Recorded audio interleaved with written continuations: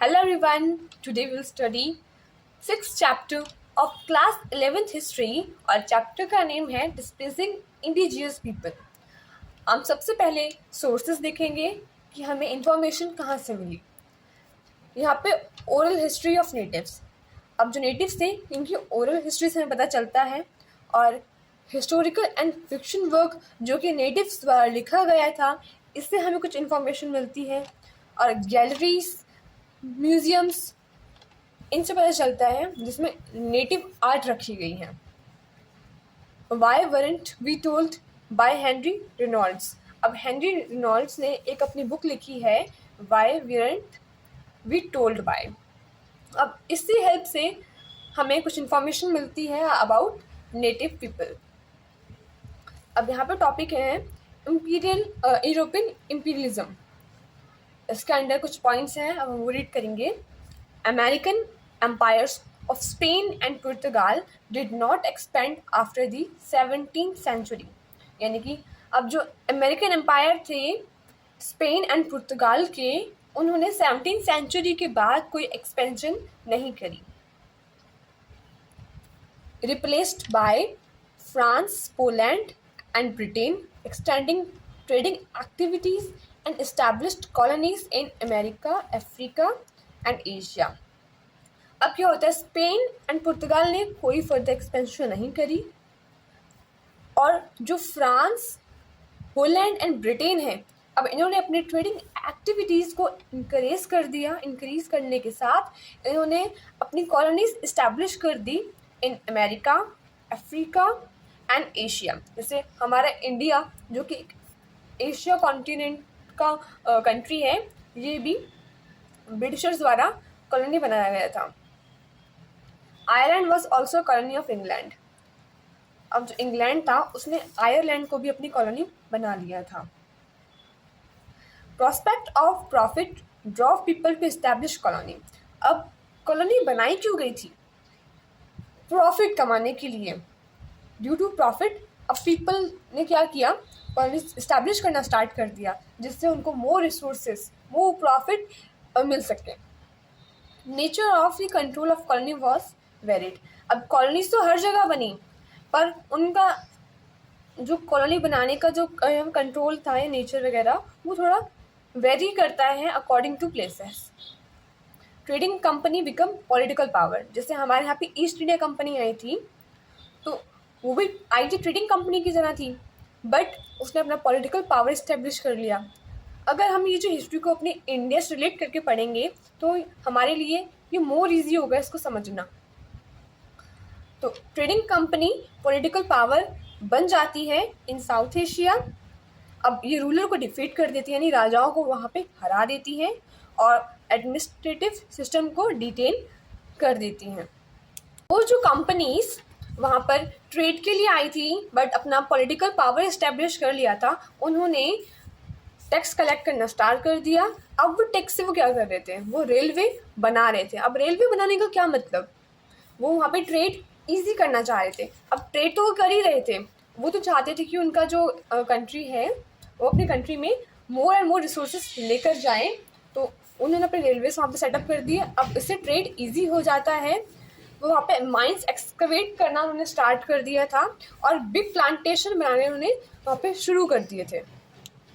अब प्लांटेशन बनाने का क्या मतलब, प्लांटेशन एक कमर्शियल क्रॉप होती है जिसको हम सेल आउट करके इनकम गेन करते हैं। तो अब ये प्लांटेशन की हेल्प से भी जो यूरोपियंस थे इनको इनकम आ रही थी, तो इन्होंने यहाँ पे इनकम के लिए प्लांटेशन भी स्टार्ट कर दिया, माइंस एक्सकवेट करनी स्टार्ट कर दी और रेलवे भी बना दिया जिससे उनकी ट्रांसपोर्टेशन ईजी हो सके।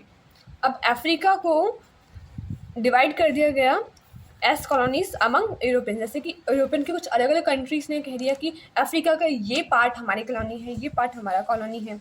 अब जो नॉर्थ अमेरिका है, अब इसके नेटिव पीपल के बारे में पढ़ेंगे कि लोग कहाँ से आए, कैसे आए, यहाँ पे कैसे रहते थे, इनको कैसे डिस्प्लेस किया गया। नेटिव पीपल के बारे में सबसे पहले देखेंगे, ये शायद से एशिया से आए थे। यहाँ के जो नेटिव है नॉर्थ अमेरिका के नेटिव, ये एशिया से आए थे। और कैसे, बेरिंग स्ट्रीट को पार करके और 30,000 years before. Lived in groups along river valley. और ये जो नेटिव थे ये ग्रुप्स में रहा करते थे और नदी जो रिवर वैली है इसके पास में रहा करते थे। और ये क्या क्या खाते थे, वो फिश खाते थे, मीट, और वो वेजिटेबल्स एंड मेज कल्टिवेट किया करते थे। यानी कि वहाँ पे एग्रीकल्चर भी इन्होंने स्टार्ट कर दिया था। Goods were obtained not by buying but by gifts. अब यहाँ पे कोई ऐसा सिस्टम नहीं था कि मैं तुम्हें पैसे दे रहा हूँ और तुम मुझे बदले में ये फूड दे दो। यहाँ पे कोई बाइंग नहीं चलती थी, यहाँ पे गिफ्ट्स दिए जाते थे, गिफ्ट्स एक्सचेंज किया जाते थे। जैसे मान लो कि एक पर्सन है ए, इसको चाहिए वीट, और एक पर्सन है बी, इसके पास है राइस। इसके पास वीट है, इसके पास राइस है, तब इसको राइस चाहिए होंगे तो बी को वीट चाहिए होगा, तो ये आपस में एक्सचेंज कर लेंगे, यानी कि गिफ्ट कर देंगे।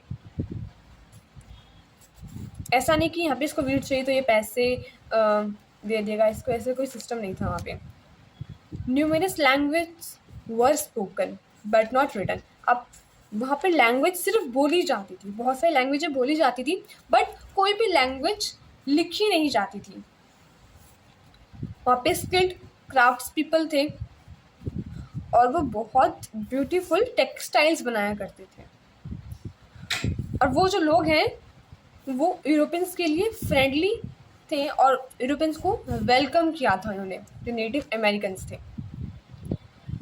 Exchange local products with Europeans. अब वो जो नेटिव पीपल थे वो तो चलो खुश हुए, वो कह रहे हैं कि हमारे गेस्ट हैं, तो उनके साथ अपने गिफ्ट्स शेयर किया करते थे, उनके लिए फ्रेंडली थे, उनको वेलकम करते थे वो लोग।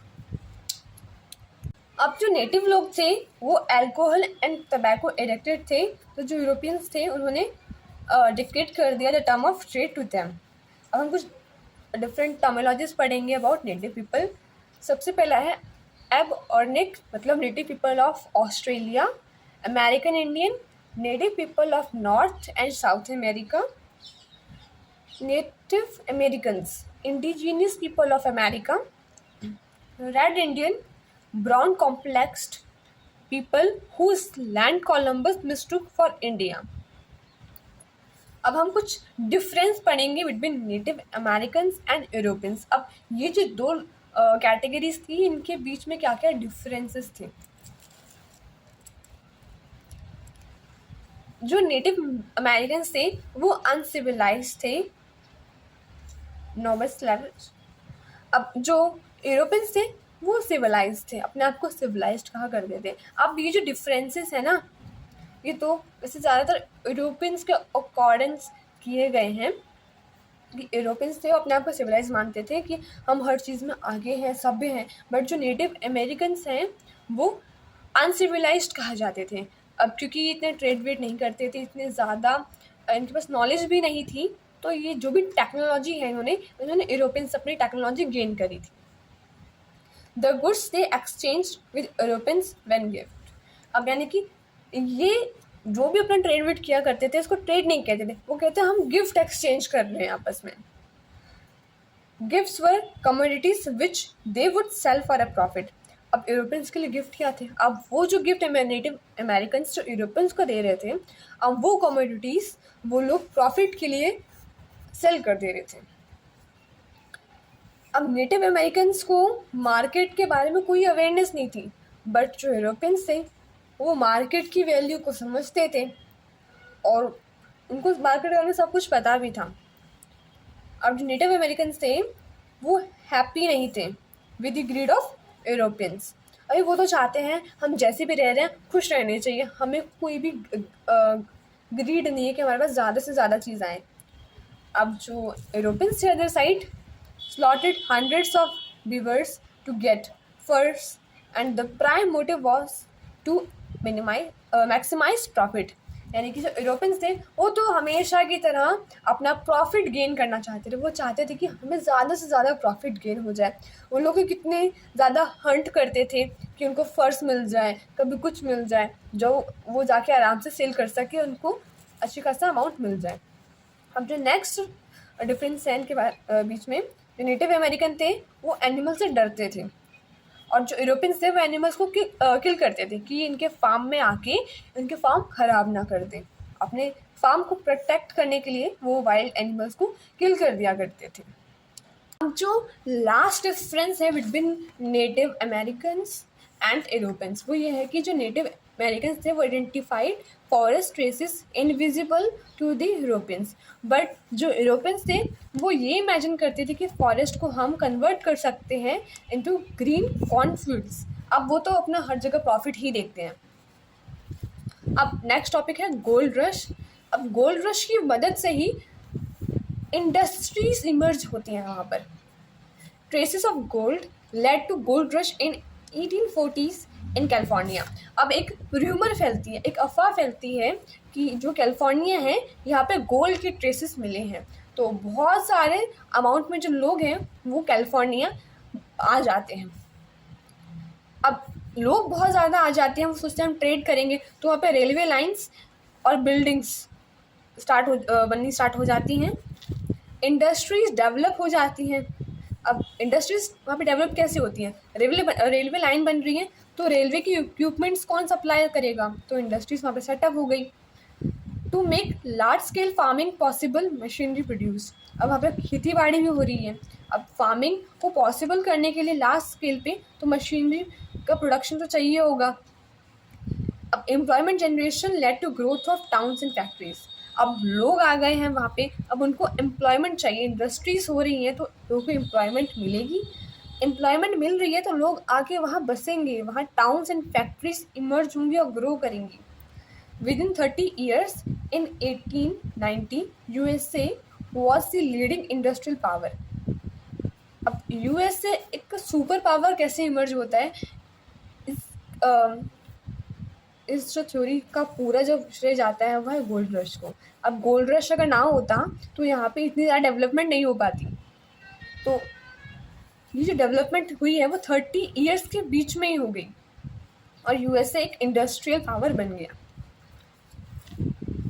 नेटिव्स कॉन्स्टिट्यूशनल राइट इन नॉर्थ अमेरिका। डेमोक्रेटिक राइट्स, यानी कि नेटिव को कुछ कॉन्स्टिट्यूशन राइट दिए गए, उनको एक डेमोक्रेटिक राइट दिया गया, जैसे right to property and right to vote. ये दो राइट उनको मिल गए।